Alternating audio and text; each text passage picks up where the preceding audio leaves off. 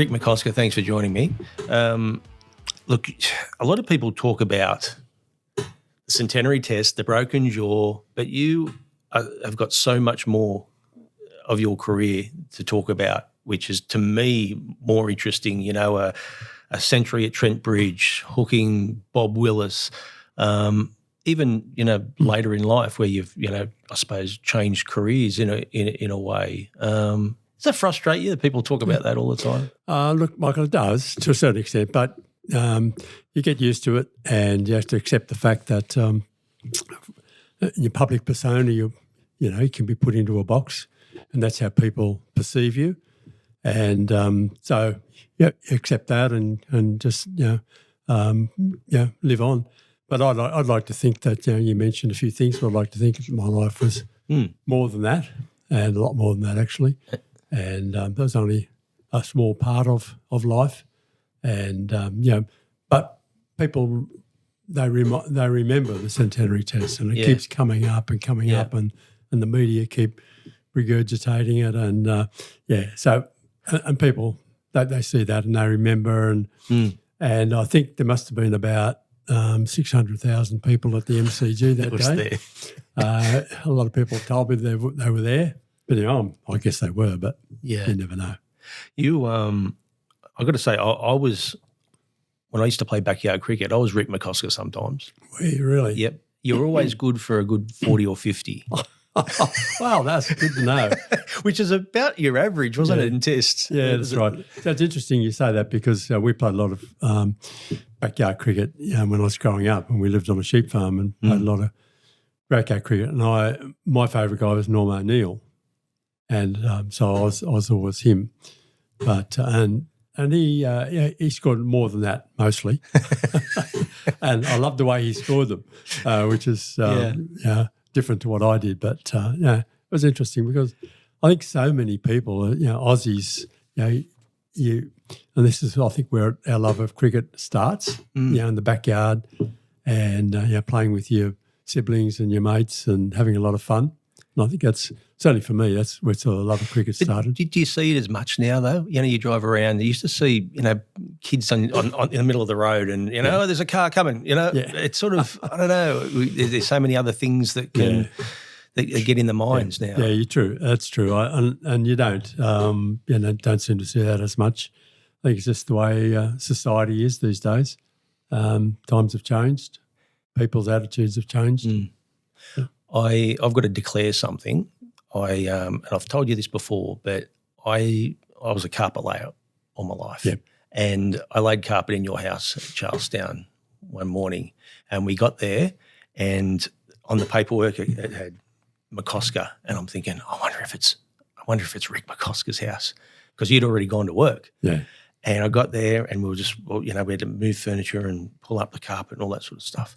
And about mid-morning, I opened one of the cupboard doors, and I looked up, and there was a baggy green. Uh-huh. Is it? I'm hoping it's still there. I didn't take it, but I hope you don't. This could be the quickest podcast ever. Yep. I put it on. That's sacrilege. Oh, no. No, if you feel that it's good, then it's good. It felt good. Yeah.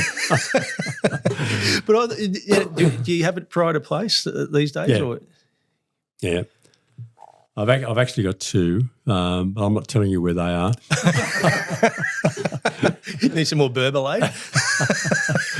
Yeah, so no, they are very special. But what about the baggy blue? That's just as special as well. Yeah, just as special. Yeah, and I have that in a special place. That was presented to us with its number in a presentation case. Yep. And that's that's pretty special too. So when you get two baggy greens, what was that? So obviously your first one. What was the second one? The first one, well, a different tour. Yep. And so we're given another one. Yep. So so I had the two and kept the two.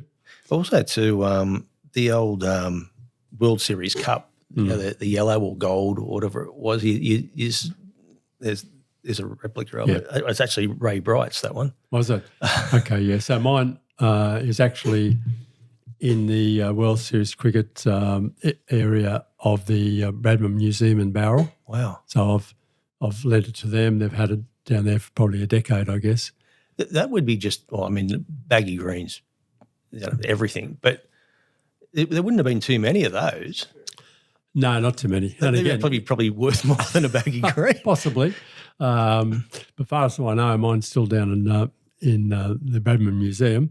But last time I was down there, I actually had a look and I saw it was still there. So, but yeah, they probably are, and there would be few of them around.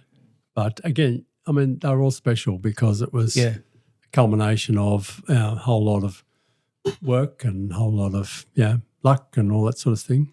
Do you find it a little bit ironic that it's at the Bradman Museum at Bowral, and Bradman was totally dead against? It was like that war with Kerry Packer. Absolutely, yeah. I'm not sure whether. I mean, I'm pretty sure he'd already passed away by the time they put that World Series presentation area in the museum.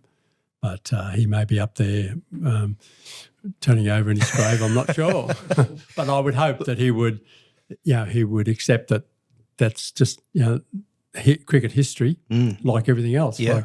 Like what he did, that was cricket history, and all the things that he did, and all the others that have gone before us. How many times would you have met Don Bradman? Just the once. Oh, just the one. Yeah, very briefly. I think it was actually during the Centenary Test, but there were so many people there that he was never going to sit down and have a chat with you. But so I honestly didn't know the man at all, really. Only his record, which is pretty good. Oh yeah, it's not bad, is it? I always just sort of think, if you met the man before World Series cricket and how he would speak to you after, it'd probably be a totally different. Could have been different, But I think in the end, he realised and accepted the fact that this was it was happening, and it was going to happen, and it was just a change in cricket, and the way it was played and the way it was presented. And in the end, he accepted that. You signed up for Kerry Packer's World Series cricket, which I suppose limited your Test career. But was it an easy decision for you? No, not easy. And so it was one I sat on for a little while. We were actually approached just prior to the Centenary Test, actually. I just said, well, look, we've got a Test match coming up. I'm not interested in even thinking about it. But when the Test match finished, got back home and had to think about it and make decisions. But I knew that if I had been approached, then all the other guys that I was playing with and against would have been approached as well. So I wouldn't have been the first one. So I knew it was going to happen anyway, and I wanted to be part of playing with and against the best in the world, and that's the way it turned out. Did your teammates talk about it? About the no one knew. It was amazing how well the secret was kept. I mean, I had no idea, but I just assumed that I wouldn't be the first one. That the Chappells and Marsh and Lilly and all those, they would have been contracted first before anyone else. So, I was down the line, but I didn't actually know until the 77 tour of England, the Ashes tour in England after that. And so it was 2 or 3 months later that we found out when it became public. It was an exciting time, wasn't it?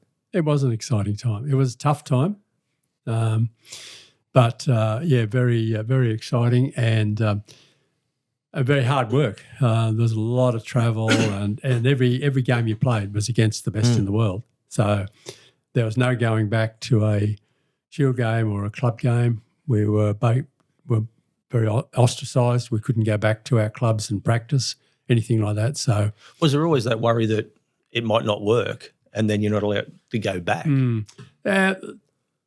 I never felt that way. I felt that it was going to work. And even though it took a little while, in the first few matches, obviously there's very few people there, and the media didn't help. They were totally against it in a lot of cases, so that didn't help. And there was the Australian Cricket Board at that time were hyping up the the other Australian team, Yeah. and that was taking up a lot of media play.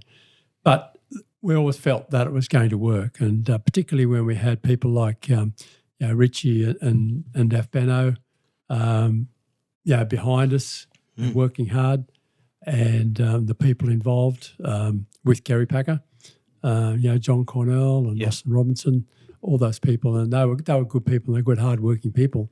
So we always felt that it was going to happen. I mean, and that was the thing with Kerry. I mean, he was pretty much right at the, right in the firing line. And how much time would he have spent with you guys to talk? A little bit. And a lot of people don't realise that he really had the best interests of the game at heart. I mean, there are other reasons why he was doing this, of course. He wanted, he wanted to be able to televise cricket, Australian cricket, but he wasn't. His whole idea wasn't that he didn't want to take over. He wanted to share it with the current broadcaster, but they weren't interested. So, and he was involved with us on a personal basis a few times, but he was always respectful of the players. If he felt that if we were aiming up, we're doing their very best, then he was supporting us. There were odd occasions when he felt that some of the players weren't performing as well as they could have, and he had a bit of a rocket. But generally speaking, he would support us in whatever we were trying to do. And occasionally he would come into the dressing room, but he wouldn't just walk in. He would, knock on the door and ask for the captain for permission to come into the dressing room, that sort of thing, and respected the players, and that was good. I think the incredible thing too, before it all sort of started, is had a training run, like a dry run with the cameras. I think it was at St Kilda's, it Waverley Park? Waverley Park, to try and get everything right, everything from the ball, the white ball, whether it would be, It was a big thing. Like an experiment. It was huge. I mean, that was the first drop-in pitches and white balls and lights, and that we're basically starting from scratch, trying to reinvent the game to a certain extent. Because the first game didn't really have many people there. No. I think we might have. So there's a few locals and a couple of dogs.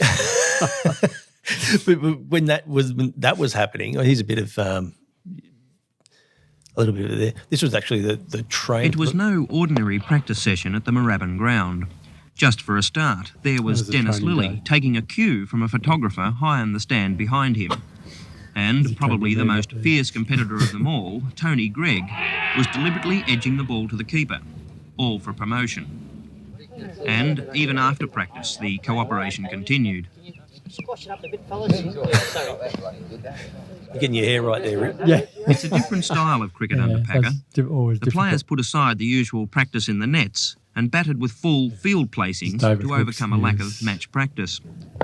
The man who devised the Packer World Series plan, Mr. John Cornell, said today it would probably cost $5.5 million in the first year to get the series started. I've never seen this before. But he said he was confident the matches would draw daily crowds of at least 40,000. One player who perhaps more than any other has welcomed... But that's the thing too, with that, it to me it would have felt so weird to be doing something like that purely just to test things out. Yeah, it was. Yeah, and it was exciting because it was something new, and it was exciting. And everyone was really wanting all this to work, and again, it was interesting because we were working with players, international players from overseas, who some we played against and some we didn't know. And so that was always very interesting as well, and getting to know those other guys. And I suppose that's a little bit strange too, is the fact that you're always playing, you're playing against them. They're the enemy sort of thing. But it sounded like it was one big family just playing cricket in between. Yeah, to a certain extent. When we were playing together, we were, there was a lot of teamwork and camaraderie and that. But when you're playing against them, we played a couple of what they call super tests and against the rest of the world, and it was on, I'll tell you. Against Andy Roberts and Joel Garner and Michael Holding and Viv Richards and Imran Khan, and all in the same team. And so it was hard work, and it was tough. and there was no holes barred, and everyone wanted to win. Yeah. But when you played in the same team, like I played in a team with a couple of South African guys. Eddie Barlow was one who passed away. Yep. And it was good. And you got to learn a little bit about them and their background and how they played the game. Wow. And so it was all very interesting. You're a mild-mannered guy in a dressing room with Dennis Lilly, Ian Chappell, Rod Marsh. And there was a bit of swagger in that dressing room. Yeah, there was. Yeah. One thing I always took with me, and I still do to a certain extent, was just my father never used to say very much, but when he said something, you listened. And one of the things that he did say to me when I was growing up was that to thine own self be true. And I always tried to remember that. And it was actually one of the only things that Ian Chappell said to me before my first Test match. And Ian was the captain. He basically said, look, I don't ask you to change anything. You got here by being the person you are and playing the way you are, and I don't expect you to change. So that's a good lesson. Was he your favourite captain? Yes, he was. Was it more because he was for you in the dressing room and also on the field? It was almost like he was the leader both on and off the field, wasn't he? Definitely was. And he was, I think he's always been regarded as being a good leader of men. He did things his way. And we knew that he always had our back irrespective of what happened. And on the field, he was a great reader of the game, and he would often be, a few balls or maybe a couple of overs in front of the game, and he was always, so good. But as a batting partner, he was the best. And if things got tough, he would do the hard work, and you'd be up the other end, and it was just so good batting with him. And it's one of the couple of highlights. Of my Test career was having a couple of big innings, big partnerships with Ian. When he walked out to the wicket, he had the shirt unbuttoned down to nearly his navel, and it was almost like he looked like a rock star. That's right. Yeah, and there were times and there were things that he said that I didn't totally agree with, but that was him. That was his personality and the way he did things, and he was very successful. Now, around that time, World Series cricket, the McDonald's were a big backer of the series. Now, growing up, it was those posters you used to get from McDonald's. Yeah. I think we got a few pictures of them. There's one. Now, to get that, my mum used to have to go up and say, to all beef patties, special sauce, lettuce, cheese, pickled onion on a sesame seed bun, just to get that. If you couldn't say it, you weren't going to get it. Yeah. I'd say, Mum, get it right, please. Yeah. So this was a part of the whole changing face of cricket. Sort of trying to bring the game into families and away from home. Yeah. So we had to sign a lot of those, as you can see. And there were a lot of people who went along and could say what they were supposed to say and got those posters. But we've got a few quick fire pictures to put up and just want your thoughts on them. This one here, you remember that? Yeah, I do. It was some sort of likely to forget it. No, it was a riot or something. There was a riot in Guyana, in the West Indies, and this was during a Test match, or just what had happened was that we were in Guyana and there was a lot of rain, and it rained for the first 3 days of the match, and everything was just totally wet. This was supposedly the fourth day, and we were holed up in the dressing room. You weren't taking any chances. No. And I could have sold that helmet to some of the guys who didn't have one. But some of the guys had pads on and all sorts of things. But the riot, the crowd, or the mob, I suppose, had started off on the other side of the ground, throwing bottles and throwing chairs and everything onto the ground. And then when that was all gone, they came onto the ground and started throwing the bottles into the member stand. And that door was locked, and we were just outside the mob were just outside the door. Wow. And anyway, we had a security guard was in our dressing room, supposed to be looking after us. And we looked around, and here he was in the corner underneath the table,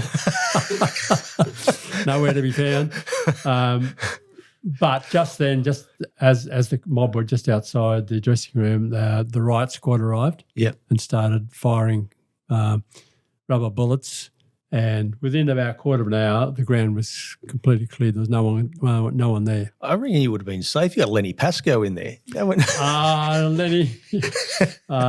no, not necessarily. But no, it was frightening. And we went back to the dressing room and back to our hotel when the ground was cleared. And there were a few of us, and I must admit I was one of them, who said, "Well, we really want to go home." Yeah, this was getting towards the end of the tour. Yeah, and we said, "Well, because I had a wife and 2 kids at home, and but Ian sat us down and talked to us, and because he'd been to West Indies before, and he just said, "Look, this only happened just because these people loved their cricket, and all they wanted to do was to see some cricket." Yeah, and so he encouraged us to just to stay put.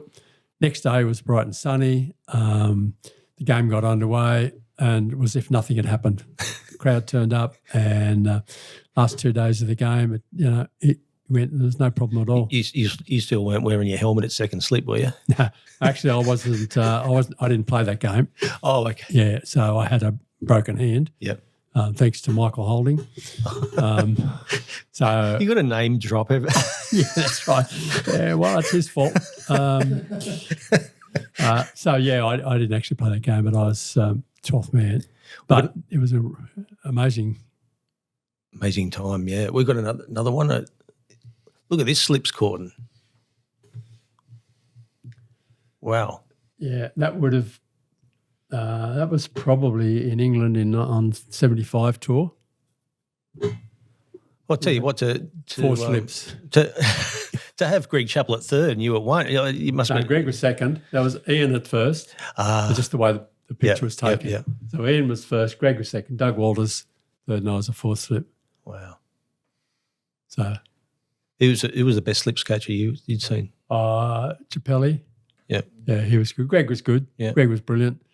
Chappelli was good. And there have been some good ones since. I mean, obviously, Steve Smith and Mark Taylor. Yeah. And Mark Labuschagne will tell you how good he is. That's right.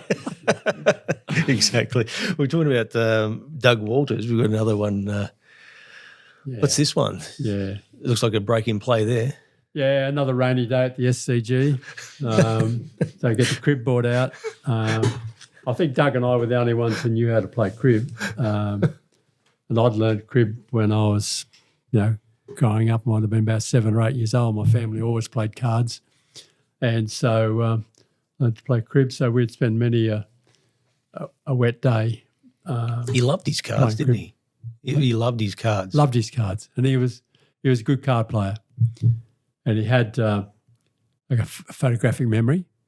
So he knew what cards had already been played and what expect to come out. So, do you feel you got a cigarette in his hand? But so many people smoked back then. That dressing room would have been like a big plume of smoke. It's one you haven't.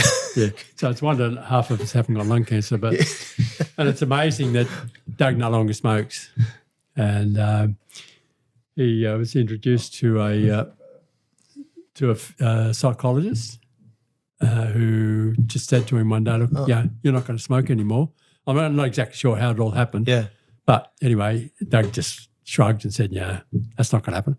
So anyway, went outside and was going to light up a smoke and said, "Oh, I don't really feel like it." And he hasn't never smoked since. I bet he didn't do that with the beer. Well, not that I'm aware of. No. It was good to see he got that statue up at that was brilliant. Yeah. It was brilliant, yeah. We're actually up there we weren't up there for the unveiling of the statue, but we went for they had a dinner that night. Yeah. And it was brilliant. And I think 99% of Dungog were in the RSL club that night. and it was a good tribute to him. And he deserved it. And do you have a real affinity with him? Because it seems like, like yourself, he's not someone that sort of wanted the limelight. He was just, he was a character that just got the job done. And yeah, he did. Yeah, and I always felt I love playing with him, and I always felt that when he went out to bat, no matter what was happening, I would sit down and watch. So I thought, if this is the day, then we're going to be in for an absolute treat. Sometimes it wasn't. Sometimes you'd be back in the dressing room before his cigarette had gone out and he was able to keep going. But when he did get going, he was just brilliant, and he was a great team man. Always coming up with some sort of funny comment, and just his personality, and he was great to have around. When he scored that, the 100, was it in the final session at the Wacker, and he came into the dressing room and everyone was hiding in the showers. Right. It's like, and no one, but he wasn't unfazed. He just sat down and lit up a ciggy. We lit up a cigarette, yeah. Yeah, I wasn't playing in that test match, but I can imagine what happened. But I was playing with him in a test match in New Zealand when he got 250, a similar situation. Yeah. And he caught 100 in the session, and he came back in the dressing room and, we were all there, but all he did was just sat down, light up a cigarette, and then he started to take his pads off and his gloves off, but the cigarette was first.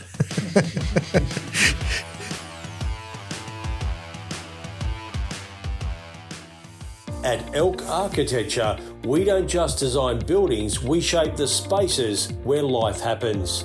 From concept to construction, our award-winning architects bring our vision to life with precision, passion, and purpose.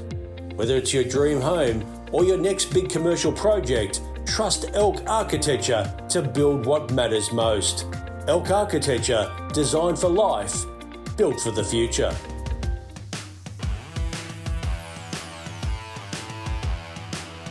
Now, you were a financial advisor for many years in Newcastle, but after that you became the chaplain for the Port of Newcastle, which was, I suppose, after you retired from the firm.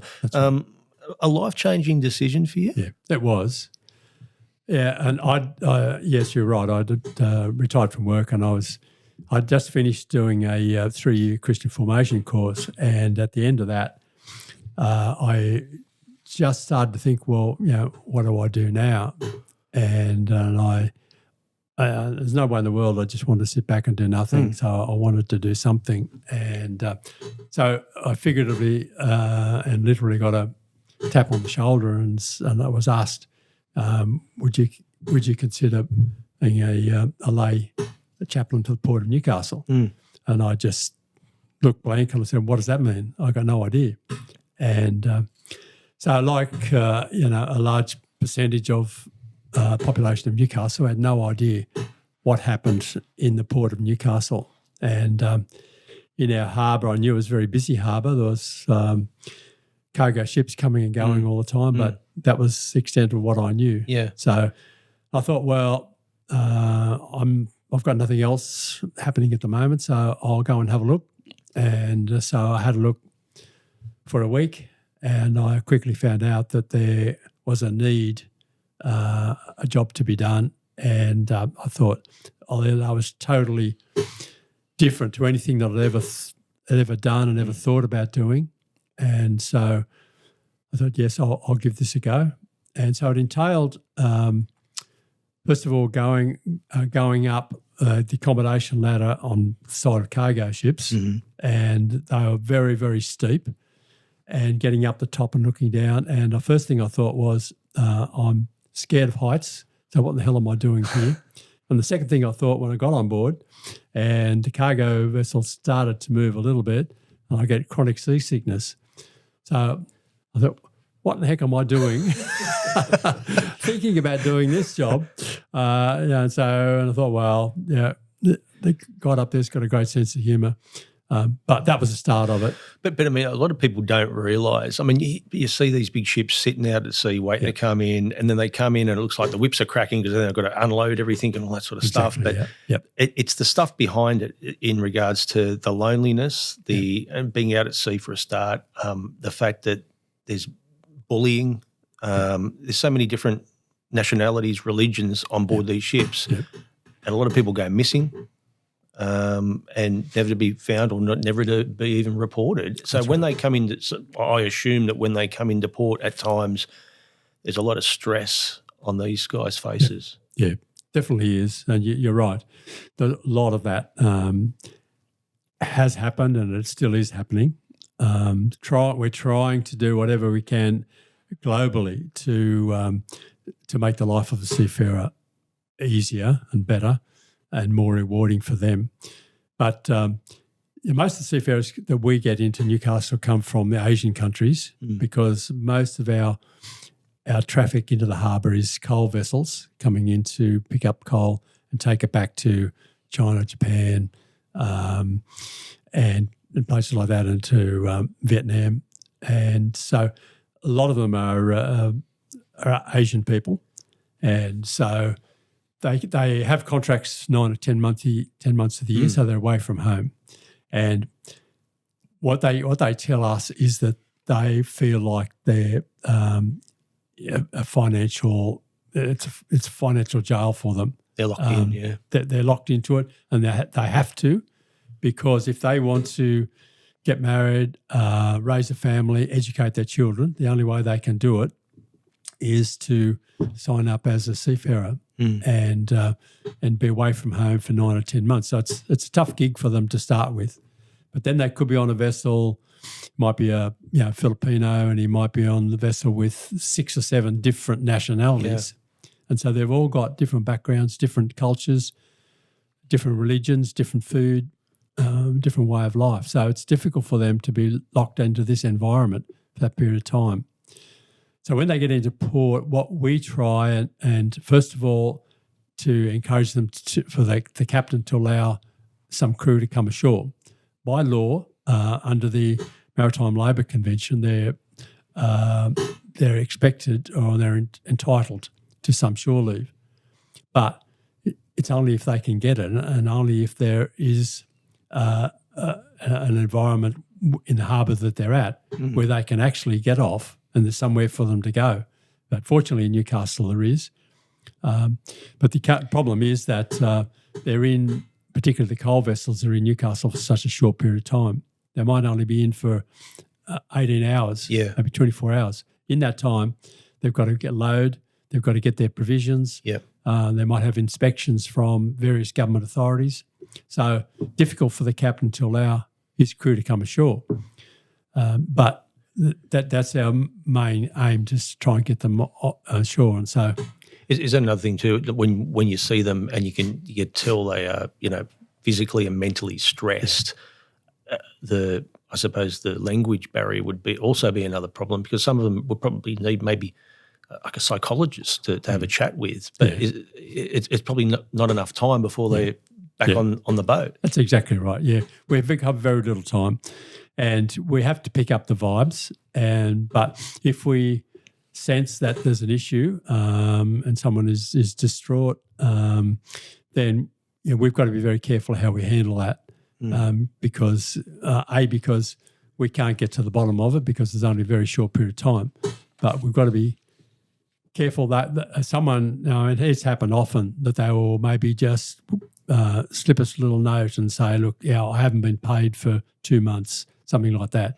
They won't come and won't actually say it, because if a word gets back to the officers, then next thing you know, they could be overboard 100 miles out to sea. Yeah. So we've got to handle it right there. And there is in our port and in most ports, there's a government authority. In Australia, it's the Australian Maritime Safety Authority. So if we get to know of an issue that's affecting the seafarer, then we will report that to AMSA, and they have authority to go on board and get it fixed.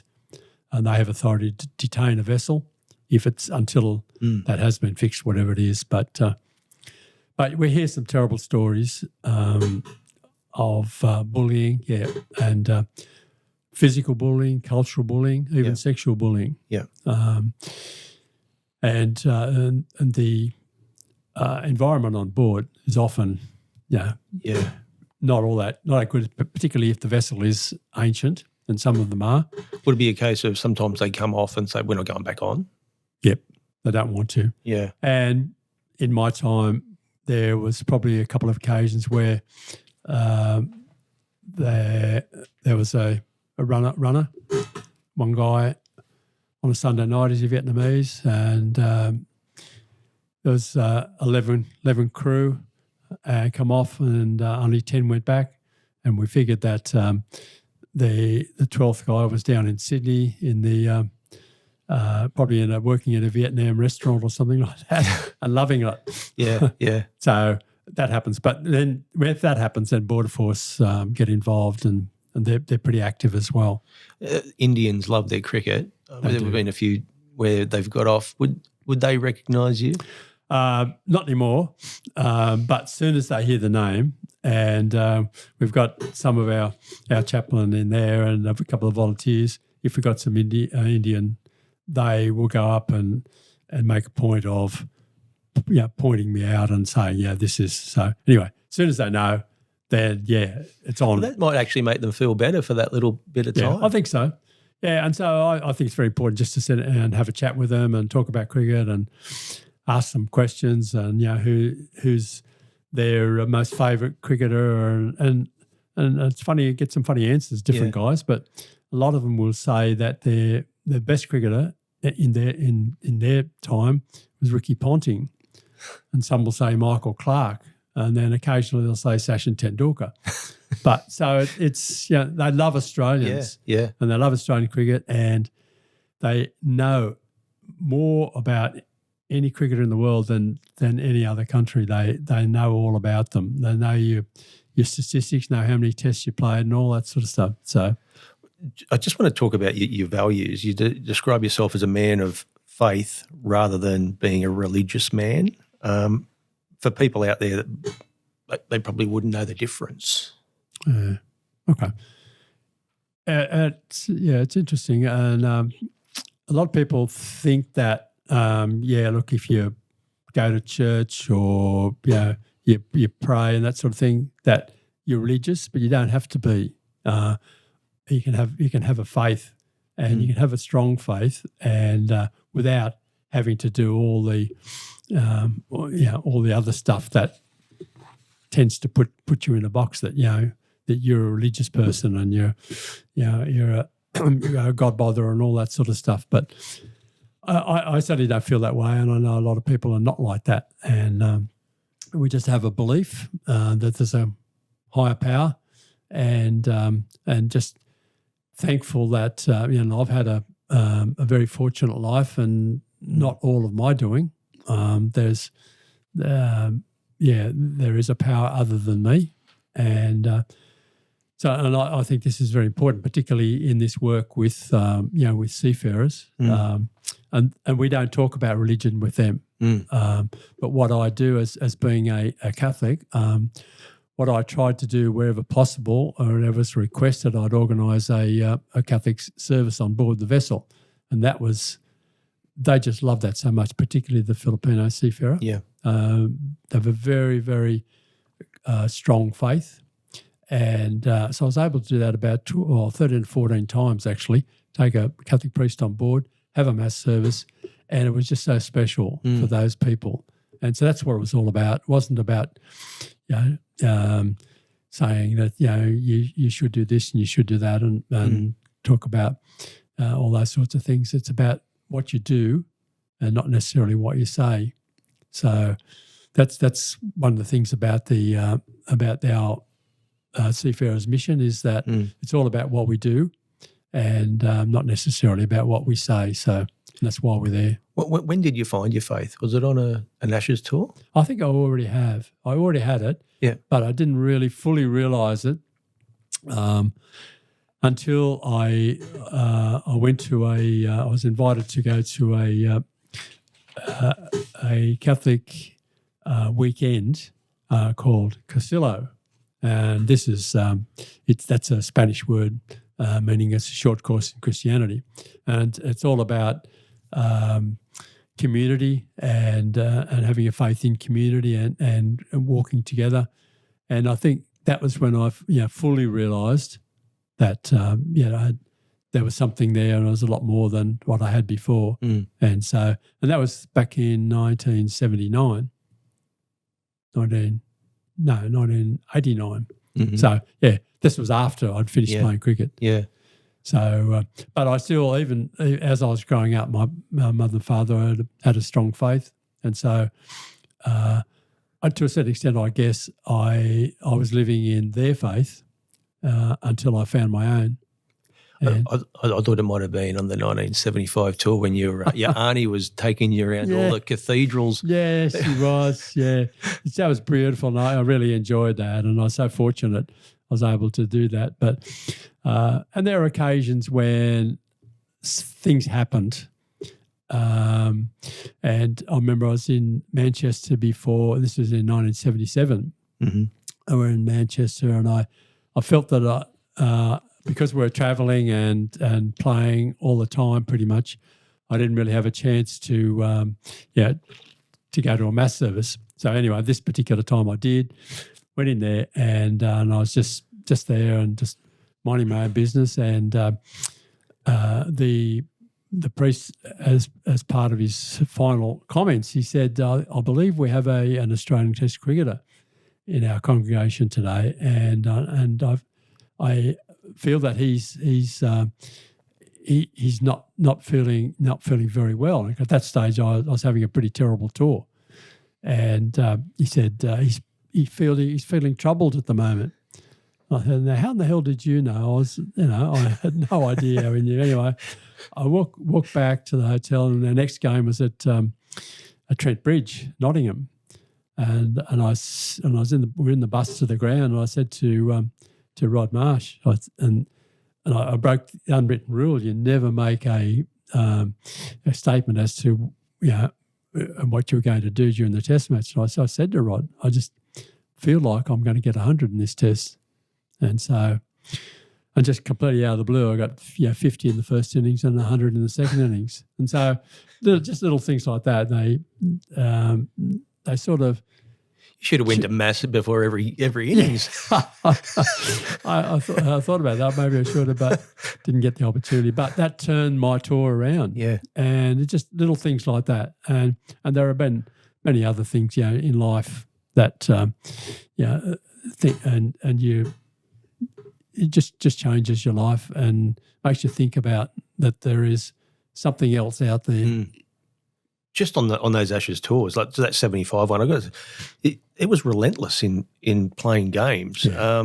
You had Sussex on the 16th of the 18th, Derby 19th of the 22nd, Lancashire 23rd to the 25th, Leicestershire 26th to 29. That's like 16 days of cricket, and not and that's not counting having to travel in between and get into a motel and. And I played in most of those games, and that particular summer in 75, it was hot and dry, and so we had very, very few wet days, and so we were playing most of the time, and for someone that's growing up loving cricket, that would have been your dream, though, wouldn't it? Absolutely. Playing cricket in England because my mother was English, and so it was pretty special for me to go back. I mean, some of those little county games, I mean, that would have been special. I mean, you did score quite a few runs in those games too, didn't you? Yeah, the one in Sussex got 100 in each innings.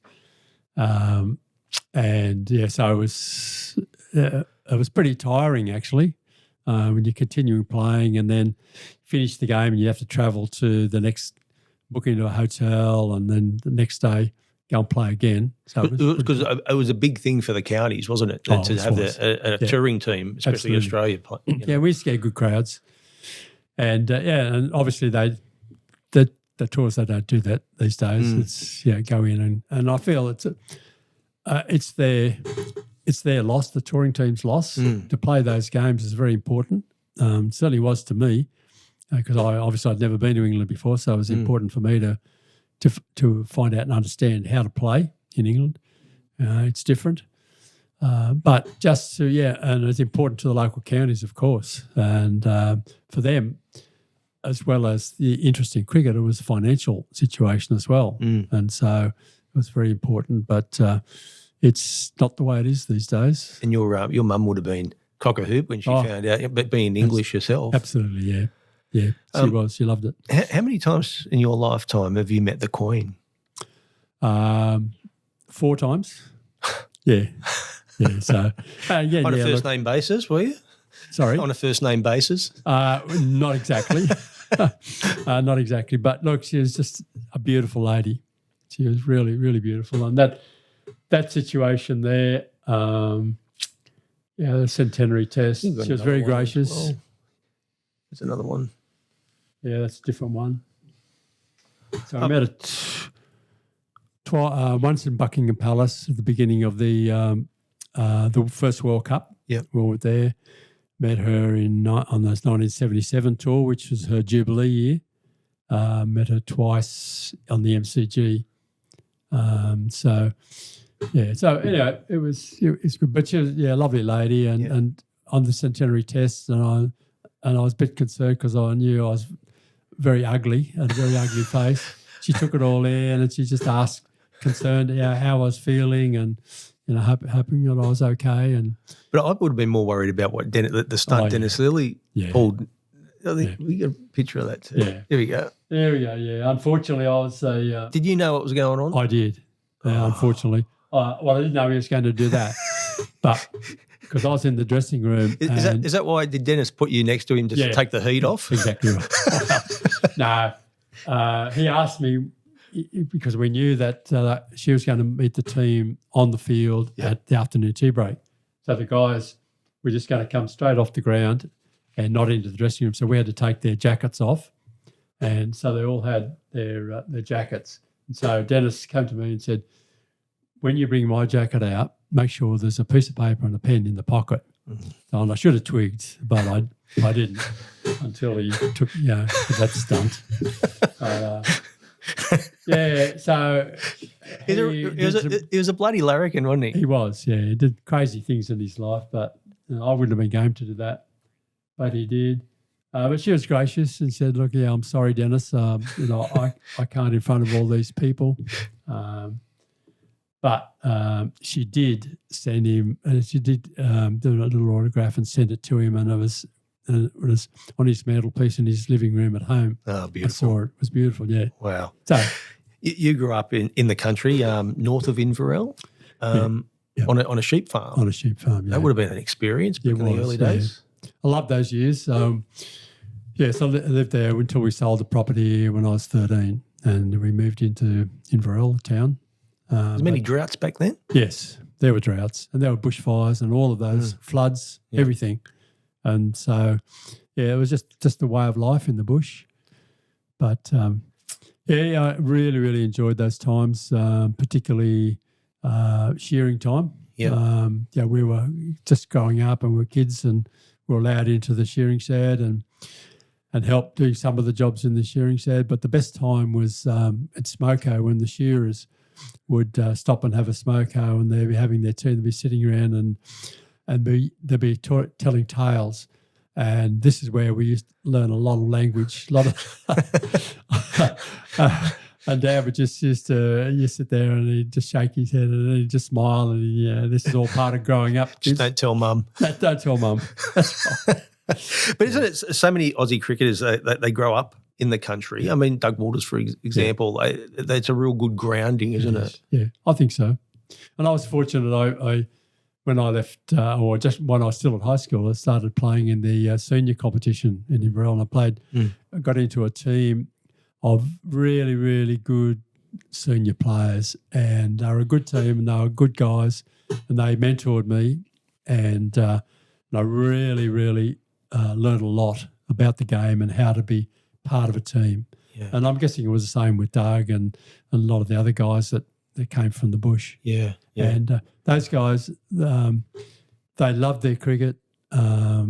not always got an opportunity to play because a lot of them were farmers, and so always very busy around summer, harvesting and all that sort of thing. So, but every game they got to be able to play, they loved it and they enjoyed it and they gave it all, so I'm just very fortunate for that grounding. And you loved your tennis as well.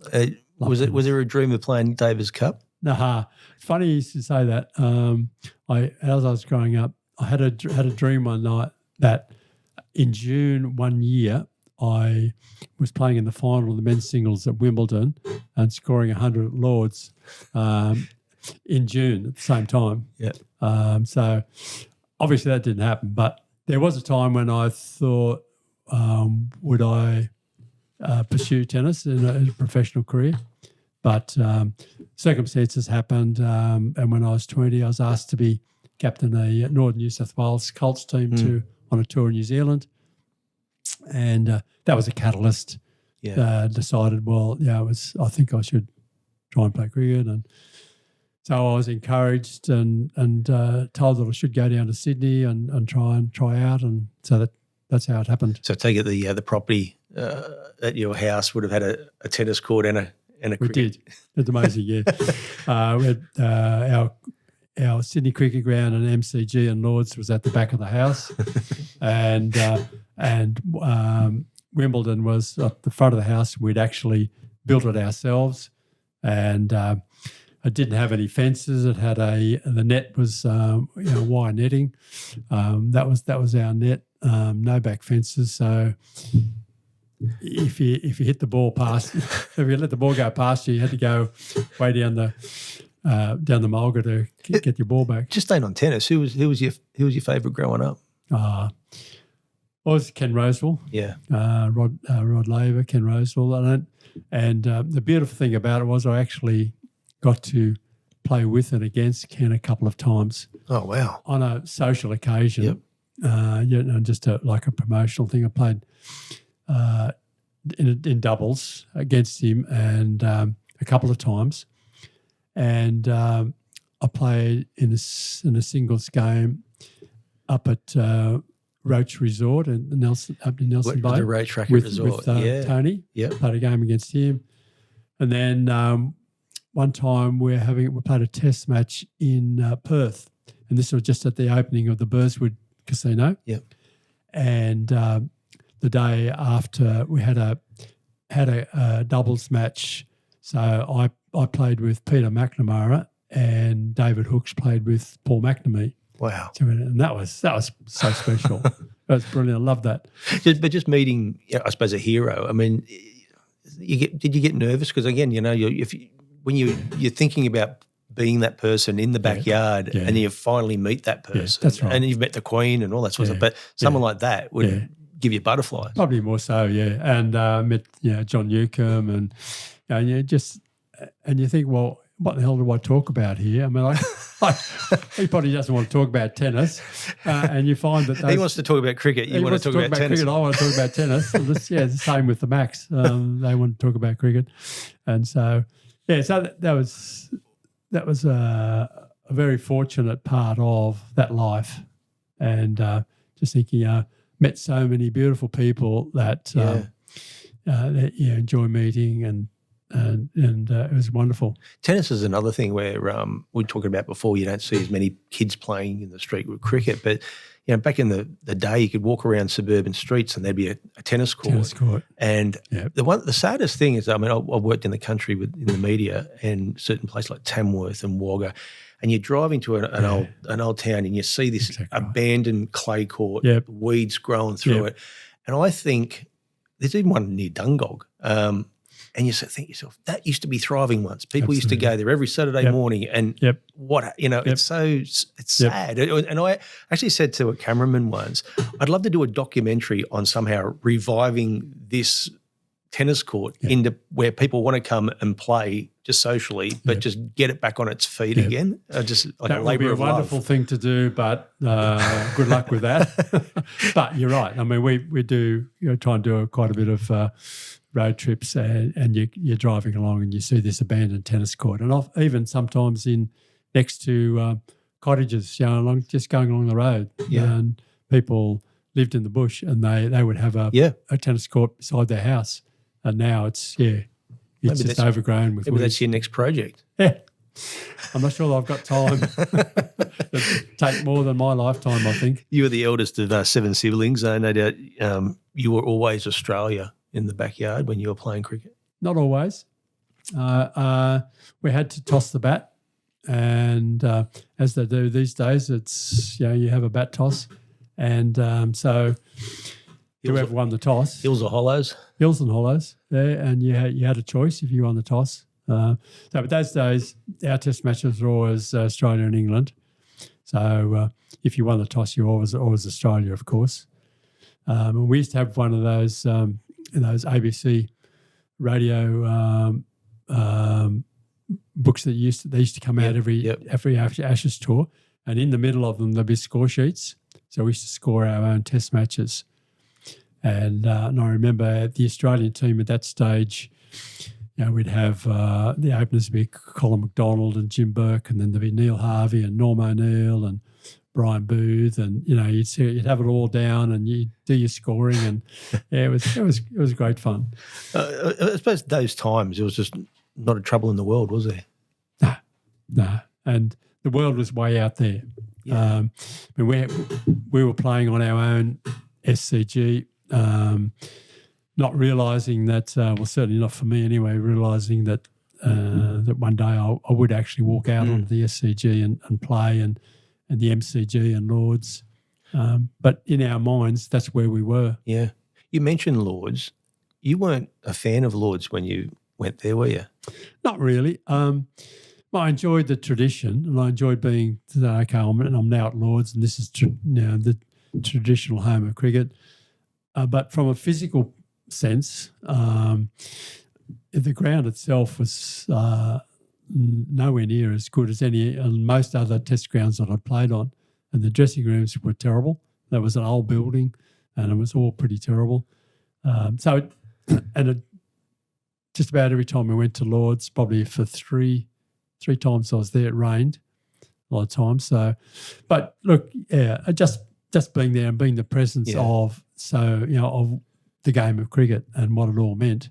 I enjoyed that part of it, but the ground itself, I don't think it was the best ground I've ever played on.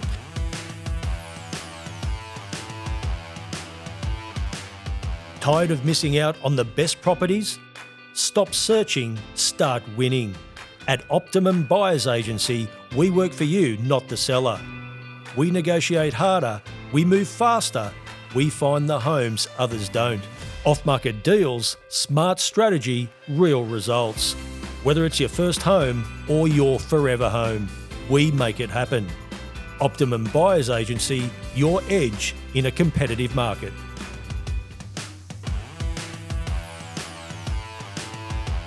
Your father, Bede, he was in World War II in a bomber command over Germany. Did he talk about that much? No, did not talk about much at all. We had to try and pump him to get any information. He didn't want to talk about it. When he came back to civilization, he found it very difficult to actually get in a plane, particularly at night. Yeah. And because all the time they flew at night time over Germany and in the Halifax bombers, and it was always freezing cold, and of course every flight they went on was a danger, and so he was one of the very few lucky ones that survived, and he got a DFC and a bar, and just basically for surviving and bring his plane back to base. A lot of times it was all shot up and crash landings and things like that. But so it was very difficult. We found out more about his life then by reading his logbook, and we got the logbook, and I've still got that. We've still got that at home, and he had to summarise each sortie that they went on, and it was frightening, really. You feel that sometimes they come back, and your dad, he came back, he was one of the lucky ones, but in the back of his mind, he's thinking, why am I one of the lucky ones? Exactly right. And that was that feeling. And so fortunately he had two other brothers who, one was in UK and one was in New Guinea, and they all survived. Mm-hmm. So, Wow. Yeah, so it was tough times, and but it was just something that felt it was something they had to do. And I just get the feeling also too, I mean, my grandfather was in World War II as well. He came back as well. He was a lucky one, but he came back a broken man, and he ended up dying in a mental asylum. Okay. And you look back, and now there's so many medications and drugs that you can give people. Yeah. Obviously, back then it was almost like put him in the loony bin. Yeah. You know, Yeah. and different times that person would have had a different life. Yeah. You know. Yeah. I think again, when I say I had a fortunate life, but we were so thankful that our dad came back, and to a certain extent, he certainly was affected. There's no doubt about that. He didn't want to talk about it.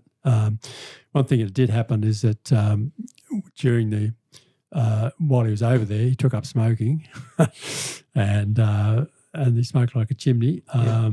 But that's just what they did. Yeah. And they drank a bit when they were over there, of course, and partied.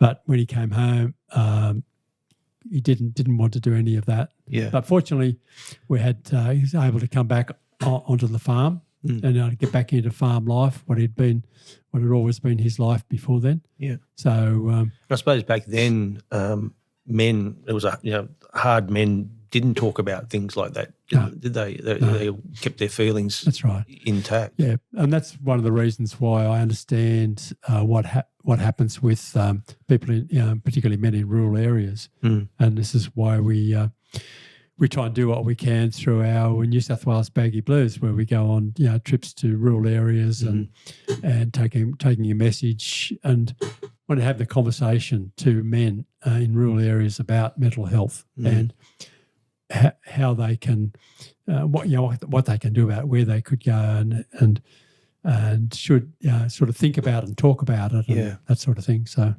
Yeah, it happens to so many, sadly. It does, yeah. You're 20 years old. You decide to go to the big smoke to Sydney.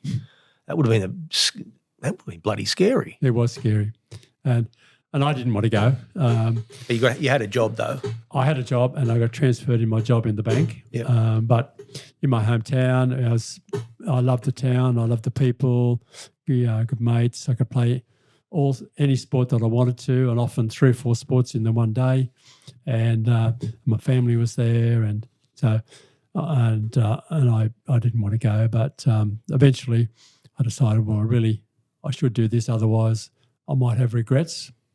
And so, and when I got to Sydney, I didn't know anybody really, and I figuratively got lost for about 4 or 5 years, and it just.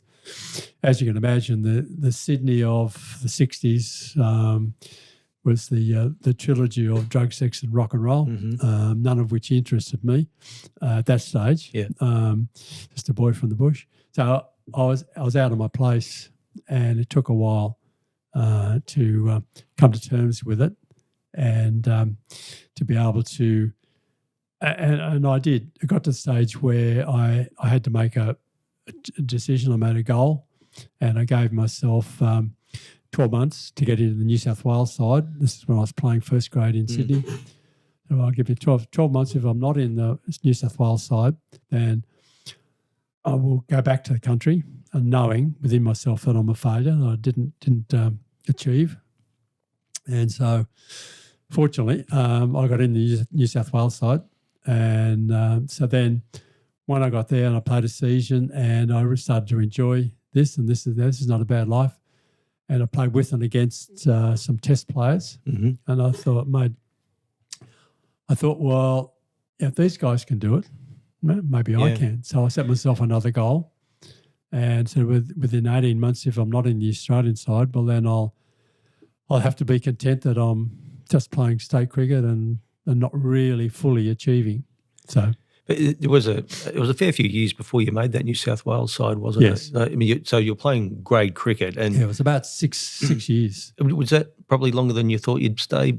Like if you set a goal, that's were you close to going? I'm going back. Yeah, no, I was in Sydney and playing in grade cricket probably about 5 years before I set the goal. Yeah, and I realised that I hadn't achieved anything really, apart from the fact that I got into first grade, got married, still had a job, but I hadn't achieved really anything cricket wise. So then I made the goal then. So it was 1972. So it was about 6 years when I first got into the New South Wales side. Because that Sydney grade scene would have been one of the toughest grade scenes. I mean, we've got I think a picture of going to Bankstown Oval and facing those two, yes, would be like that was scary. I mean, Len Pascoe once said there's a ward at Bankstown Hospital named after us. Were we ever in it? Never in it, fortunately. But those two, they were scary. But you're right, the standard of first grade cricket then was tremendous. And for those days, there was less cricket being played at the top level. So the state players and the test players would often come back and play grade cricket.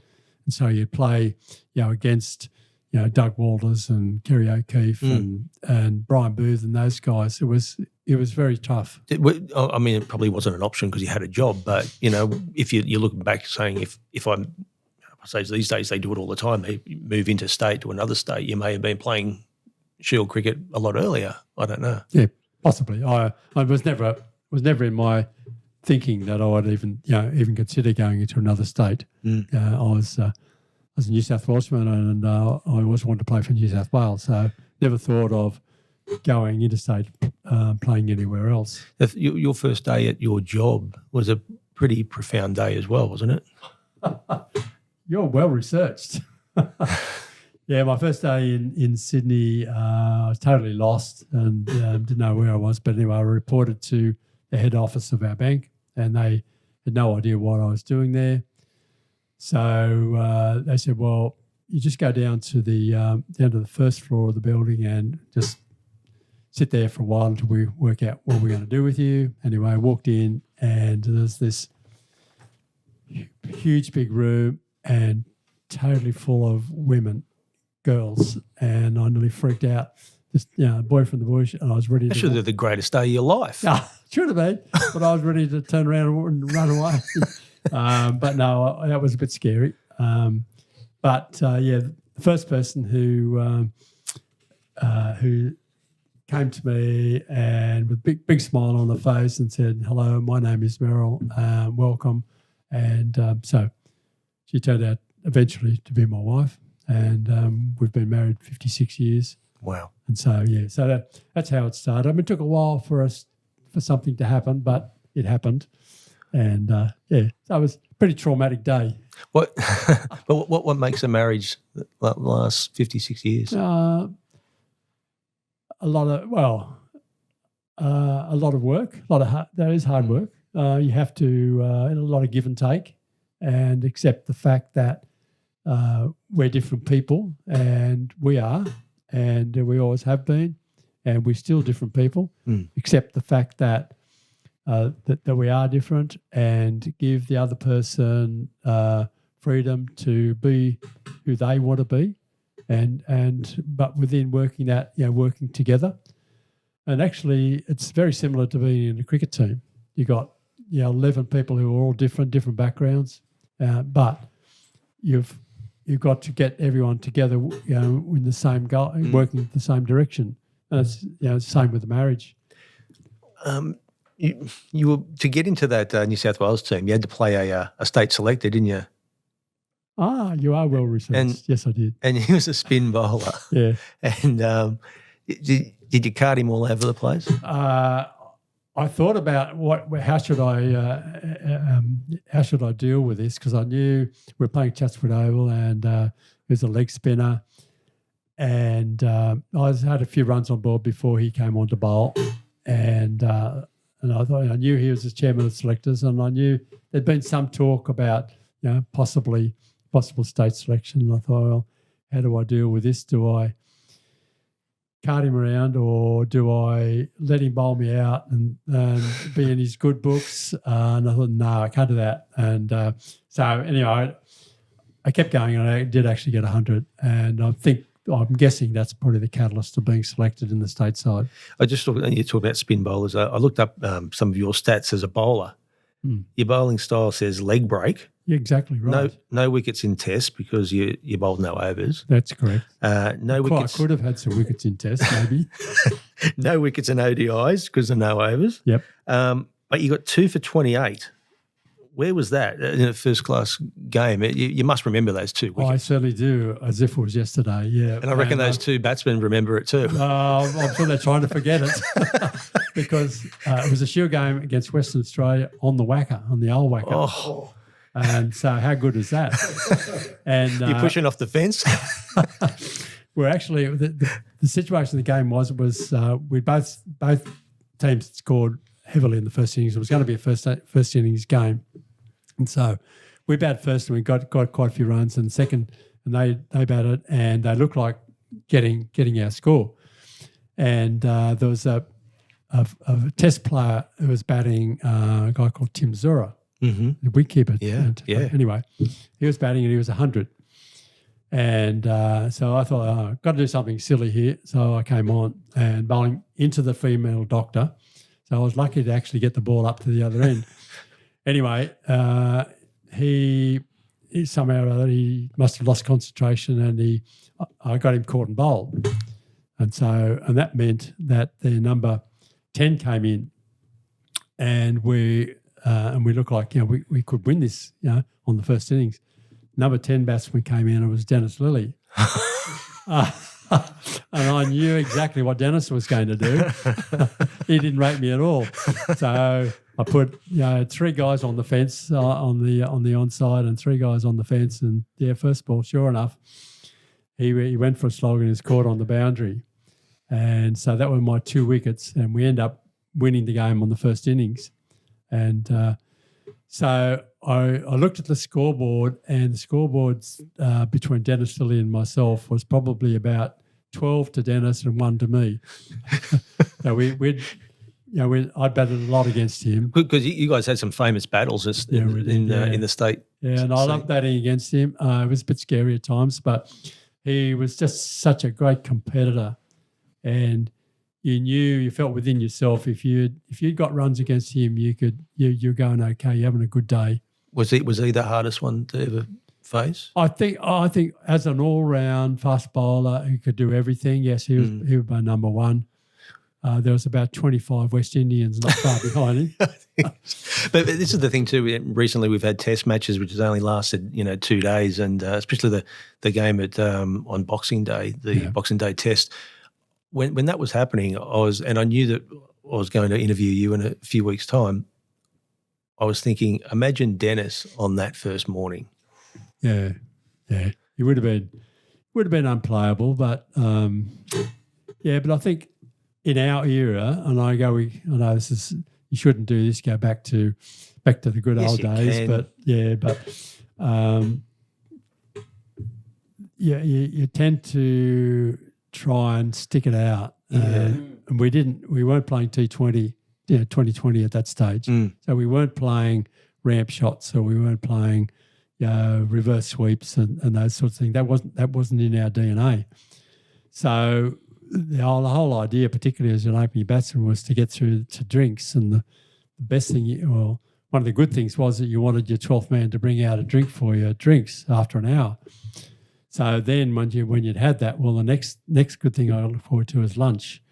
So I want to be able to go in and have the 12th man get me lunch while I'm sitting down relaxing and maybe having a shower. So there was those little milestones, and that was your goals, not can I ramp this bloke over the wicketkeeper? Or did you feel that because of the so many different forms of the game, so many formats, it's almost seeped into the cricketer's DNA that you need to score runs constantly? Yeah, you do, and it's a lot of how they practice these days, and I don't want to get into any sort of discussion about the cricket today against what it used to be because everything evolves and society changes, and we're in a different society now than we were 50 years ago. So everything changes, and so cricket changed. Whether World Series cricket was a catalyst, possibly was to a certain extent, because that changed the way we played cricket and the way cricket was promoted. And certainly that's now evolved into 2020 and the way 2020's promoted through the BBL and the women playing and the way they're promoted these days. So it's all changed, and we have to accept that. Did you feel in a different way when you were playing Test cricket, you get signed up by World Series cricket, you had to adapt as well? That wouldn't have been easy because you weren't, someone that was, go out and hit every ball. Was that hard for you? Yeah, it was. Yeah, it was difficult. And I don't think I would have been the first choice for a franchise in the IPL for a couple of $1 million these days. Would have got a bowl. And had a bowl. But yeah, World Series did change your outlook a little bit because we're playing different games and we're playing one-day games. And so you had to change your outlook a little bit. But there was still, in the back of your mind, there's always the Test matches and there was Sheffield Shield games. And you go back to your grassroots and how you learnt to play the game. But the so many of the young players these days, the way they are playing and training is that they're training a net session is completely different to what my net session would have been. So, a net session might have been, is trying to see how far you can hit the ball, who can you ramp, who can you reverse sweep, and practicing those shots. Because I suppose these days, growing up, you could say, I don't care about Test cricket. I can make money just playing IPL and exactly Big Bash right. and just model your game on that. Exactly right. And that's a career path for some these days, and that's understandable. There are players now who that's their career. They're getting, playing, get contracts from all sorts of franchises all around the world. So if you're a young guy, it's a great way to see the world, play cricket, meet a lot of international cricketers, and earn a lot of money. So it's very understandable.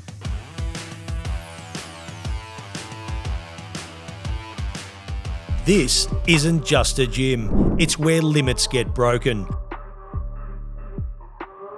A place where community comes together, sweat turns into strength, and every drop is progress. No excuses, no egos, just results. Join Fitstop Newcastle today, a start to a better you.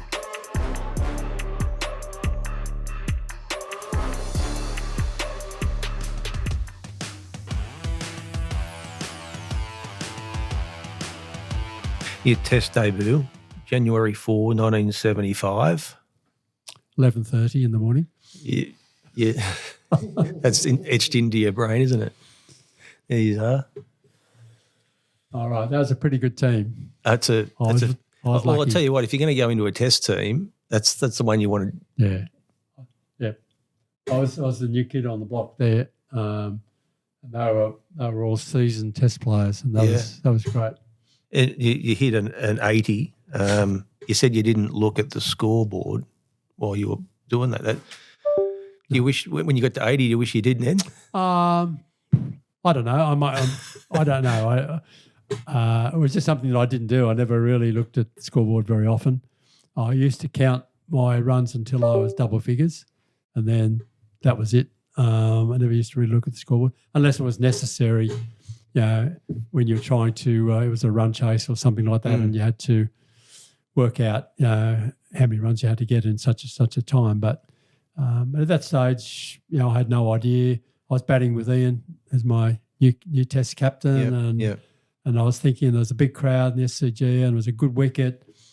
Sun was shining. I thought this is a pretty good life. That was all it was. Were you nervous before you walked out? Yeah, I was. Yeah, I must admit I was, but focused. Because you were opening, but you weren't necessarily an opener. No. You were more like, was it number 3 or number 4? Yeah, was playing in New South Wales side. I was pretty much initially a number 5 or 6, then went up to number 3, but I hadn't opened since I'd left school. Wow. No, but I knew that to get into that team, That was there was only one spot. Yeah. And so that was, so I knew that was going to happen. I think we got some vision of that. I mean, that SCG was packed, wasn't it? Yeah. Packed house. Yeah. Yeah. We'll have it in a minute. Just in regards to that day, just to play your first test at the SCG, that would have been just as special as anywhere. Yeah, and to play in an Ashes test against England on the SCG, that was an absolute dream. You couldn't have wished for anything better than that. It's a fine shot. Greg. Good hook on McCosker. He was a great competitor. 0 for 49. Willis. Oh, And nice probably shot. one of the reasons why I got out. Cosker's 51, Australia, none for 55. Yeah. He just made a little comment to me as he was walking past me. Going from slip to slip, and he walked past at the end of the over, and he pointed up to the well, it used to be the Noble stand, and up the top there was a light that would come on every now and then, and and I knew what it was because it was the scorers up there, and they'd put the light on when to acknowledge the umpire's signals. Yeah. And so Greggy came past me and said, "Is that light up there worrying you?" And of course, it hadn't been worrying me at all. I'd forgotten all about it until he said that. And then about 2 hours later, I'm out. Mind games. Yeah, mind games. But, very good innings indeed from I really enjoyed that day. I really enjoyed batting with Ian Redpath to start with. Yeah. He was a great man, lovely fella. And then to bat with Ian Chappell and get us in a position where, so I'm pretty much happy with, we've done the job. Yeah. And so I wasn't really, thinking about hundreds or anything like that. There you go. Yep. Tony Gregg looks to the heavens. Greggy. Well bowled, Tony Gregg. Twice in the previous over he had. How did you get on with Tony Gregg? I mean, again, looking at the World Series cricket, he was a main factor in that as well. He was, a major factor, yeah. He was. No, playing against him is always a very tough competitor. Yeah. And on the field, he was no holds barred. And but off the field, lovely guy.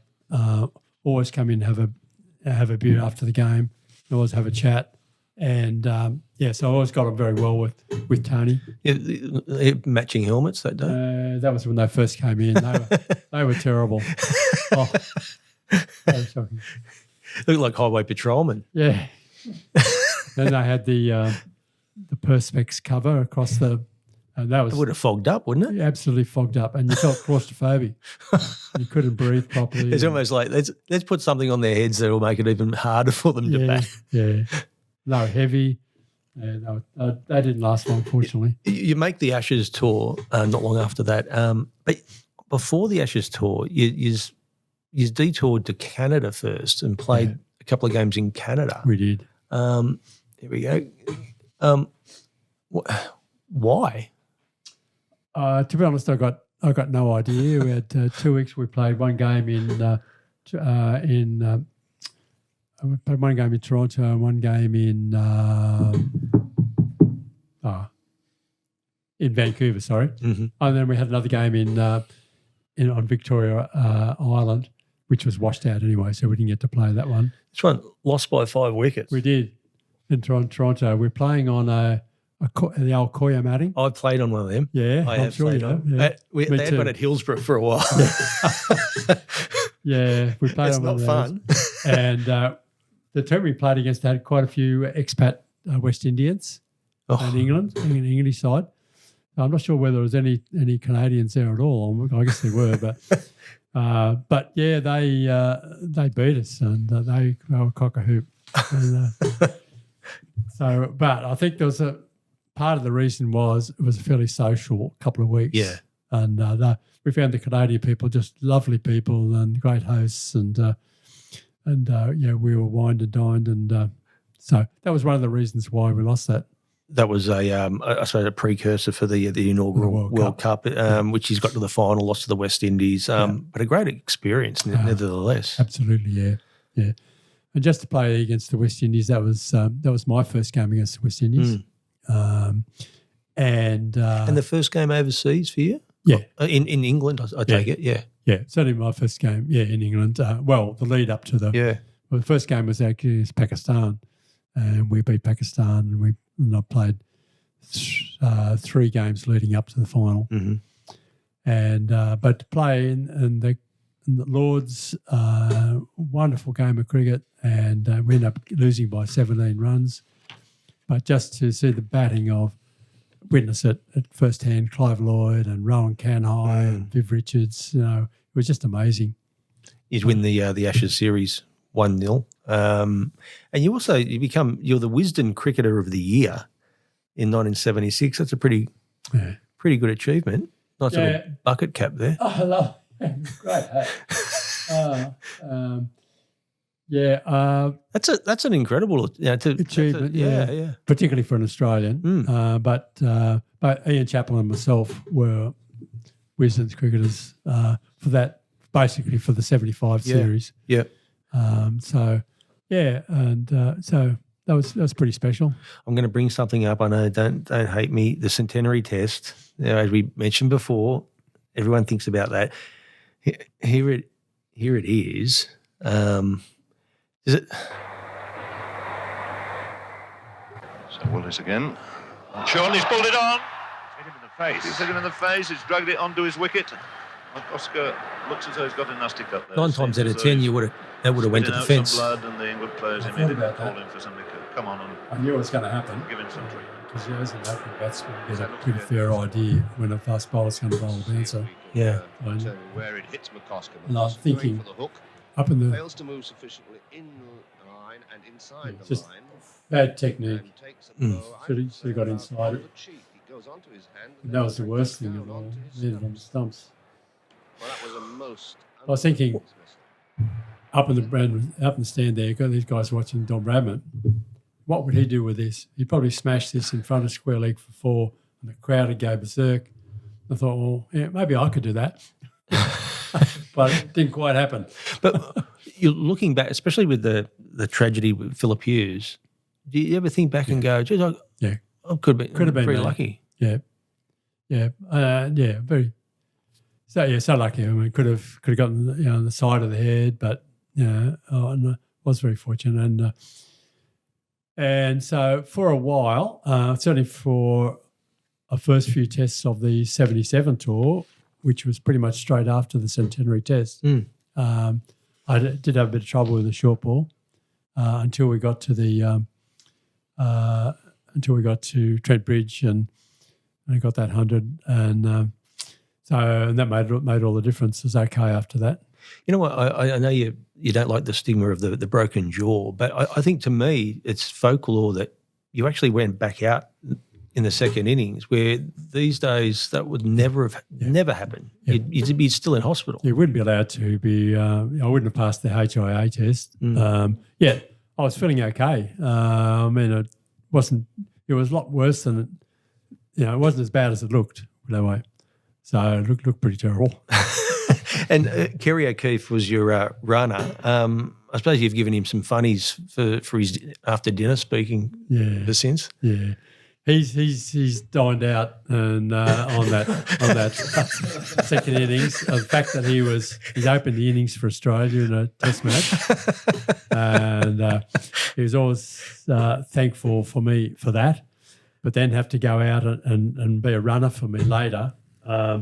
He said that was the most scary time of his life and there was 70,000 people in the ground that day, and he said that if he'd have made a mistake and run me out, the mob would have come onto the ground, and they would have. Was he the best person to be ever have his runner? Was he quick between the wickets? Not particularly. I'm not exactly sure. He must have volunteered. I don't know. I wasn't aware of who was going to run, but probably in hindsight, it could have been David Hooks, who was the youngest guy and a lot quicker. Anyway. I think the most incredible thing they did too, the crowd was singing Waltzing McCosker for a New South Welshman to have a Victorian crowd. Yeah, unheard of. And just to me that was pretty special, probably more than as much as anything else, just to hear, to be, I guess, sung, that happening and that the crowd singing. And you could hear it on the ground, and Rod and I just looked at each other and were just shaking our head and said, "This is just incredible." It probably could only happen in Melbourne. It probably wouldn't happen anywhere else.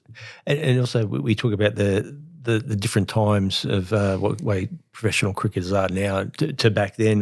You guys had a rest day in that game, and I heard that Rod Marsh and Dennis Lilly on this rest day kicked an AFL footy with Kevin Sheedy in the local suburban park. Yeah. Could have turned an ankle, could have done anything. Exactly right. They were doing speckies. Yeah, but that's and that's the sort of thing that you did when you did have a rest day. You'd want to go and do something that you get quite away from cricket, away from the ground, away from the hotel. Sometimes, in one Adelaide test against Pakistan, we went up into the vineyards and played tennis. And that was great. Loved it. And so I was any wages on the side? Yeah, well, sort of. I think you would have monetary, but there was been confident bragging rights. And so anyway, I partnered Rod Marsh, and we played against Gordon Greenidge and Viv Richards, and we beat them. And we thought that just made our day. That was a good thing to do on the rest day. Because we're getting smashed. It's a good thing to have on your resume. Yeah, that's right. The Aussies that year went on to win the match by 45 runs. You could have made a movie out of this, really. And when you think of it, with your match bonus, winning bonus, you didn't play much. You didn't spend much time out there. I didn't. No, that's what I say. I had people that's good. 31 runs altogether. Didn't field a ball, and so I did bugger all. But mind you, we didn't get paid much either. And you got to meet Don Bradman that night. Got to meet Don, it was interesting. We had a big dinner on one of the nights. I can't remember anyway. But we were down this huge hotel room and food everywhere. Beautiful food everywhere. And I was looking at all this food, and then I looked at what I was given. It was a plate of tomato soup. I had to slurp away on my tomato soup while everyone else was eating their T-bone steaks and all this sort of stuff. And it wasn't very funny at all. But broken jaw, win the Centenary Test for Australia, meet the Queen, meet Don Bradman. What perfect. Yeah, almost perfect, but the fact that we won the game. And you get some soup. To finish it off nicely, you win a Sheffield Shield with New South Wales in Western Australia. Yeah. That'd be up there with a lot of your career highlights. Absolutely. On the whacker. Yep. Yeah, in my top three for sure. And that special moment, holding that Sheffield Shield, particularly as it was on the whacker. And at that stage, in those times, we had terrible results in whacker. Our results over there were terrible because WA they were the top team. That Lilly and Marsh and those guys, and they had a very, very good team. We weren't expected to win it all, and so it was pretty special. Would that have been the first time there was actually a final? Yeah. Yeah, because it was just the first one. Yeah, because so it made history. Yeah. Before that, it was always the first past the post. Yeah. Whoever had the most number of points. So, but then they decided, well, we needed to have a final, and so WA were on top of the points, and we were second. So, I think you were second with South Australia. I think with the same points, but I think you must have pipped them on. We won on a count back or something or other. Anyway, they weren't too happy, but we were happy. But we had to go all the way across to Perth, and we weren't expected to win. The the media had written us off, and one of those great games of cricket where 4 close innings, under 300 in each innings, but the standard of cricket was great, and the weather was good, and it was just a close game of cricket, and it was great, and it was a great result. Oh, I love me collecting cricket cards, and I think we've got one of you. Here we go. I had that one.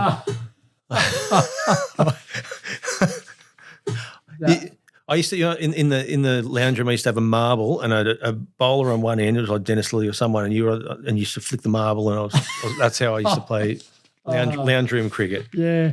What happened to all that hair? That was Stimmerol. Okay.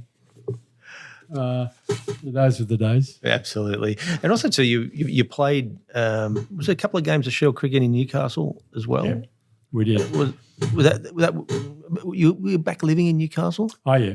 Yeah, so I moved to Newcastle in 1981. Yeah. So I played the last 3 Shield seasons from Newcastle, and we played, I think all told, there's about 3 or 4 Shield games in different seasons in Newcastle. But I played in 2 of them, played in the first one, and I really enjoyed that. I think he played in one. It was against Queensland, and I remember that the lineups it was almost like both sides had Test players oozing out of it. Yeah. You had Greg Chappell was Queensland captain. Alan Border. You guys had obviously Pascoe. Yeah. Queensland had Thompson. It was just. It was great, and I'm walking around with my autograph book. It was like, and back then you could get on the ground, you just have it like a warm up, and then you could just. You were on the ground for about half an hour, just signing, and the lines would be that long. Yeah.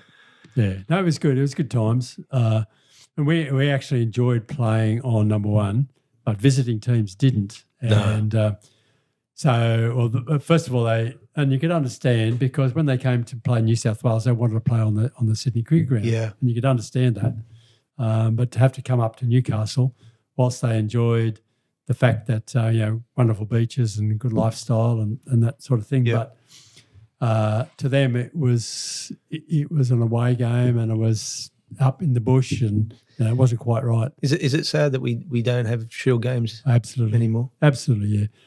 We don't have the facility, which is unfortunate. The ground itself is first-class standard. Yep. There's no doubt about it, and always has been. Beautiful ground to play cricket on.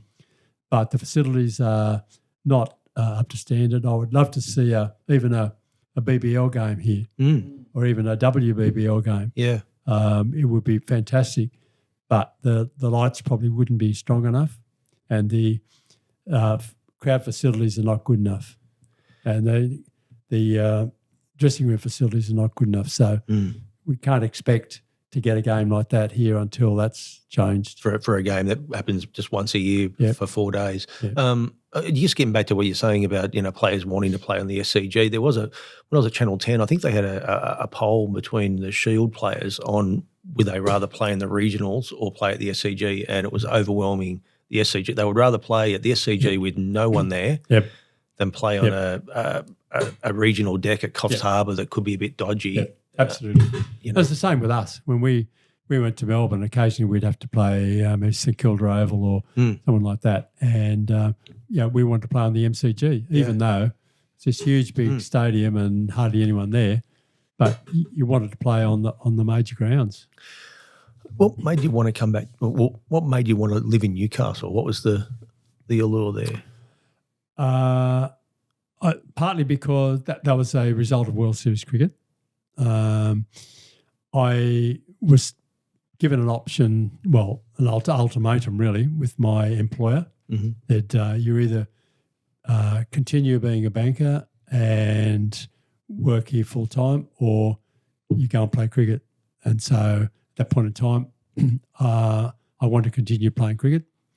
And so at that point in time, I was basically unemployed, and I was approached by a friend who I was playing in the New South Wales side at that time, Michael Hill, had a law firm in Newcastle, and he said, he offered and said, well, why don't you come to Newcastle? I'll give you some employment in my firm and you can play cricket. And we jumped at it because we wanted to get out of Sydney anyway, didn't like living in Sydney, had 3 small children and living in the western suburbs. So we wanted a tree change. And so it was the best decision we ever made to come to Newcastle. And loved every minute we've been here, and it was a good decision. And our children loved it because the first day we came here was in January. We took them to Redhead Beach twice in one day, and they couldn't believe it. This is paradise. So well, I'm glad you came to Newcastle because I would never have got the chance to wear a baggy green. Right. I'm not sure about that one. Hamo said, "Be careful if I mention that to you." Right. You averaged 39.56 in Test cricket in an era where the West Indies were in full flight. You take that? I reckon you would have liked to have probably mid-40s. Yeah, I would love to be mid-40s. I'm just looking at Usman Khawaja and his record, and obviously finishing up this week in Sydney, and his Test average was 45, and I would love to have been mid-40s. My first, as far as I'm aware, I think my first class average is about 44, 45 or something like that. Mm-hmm. So I would like to have my Test average that way, but we've played so many Tests, against West Indies and against a good Pakistani side as well. So a really good opposition, but so and you look back and you had some regrets. You think, well, maybe I should have done this or should have done that. But then I think back, and if someone said to me when I was 20, you'll play 25 or 28 Tests, including the World Series Tests, I play for Australia and have an average of nearly 40. Would I take that? And I would have said yes, I'd take that. Rick, it's been an absolute pleasure for you being on Incredible Lives with Caney, and let's hope your innings continues for many, many more years. Okay. Thanks, whatever Michael. you do. Thank you. It's been a pleasure. Thanks, Rick. Yeah.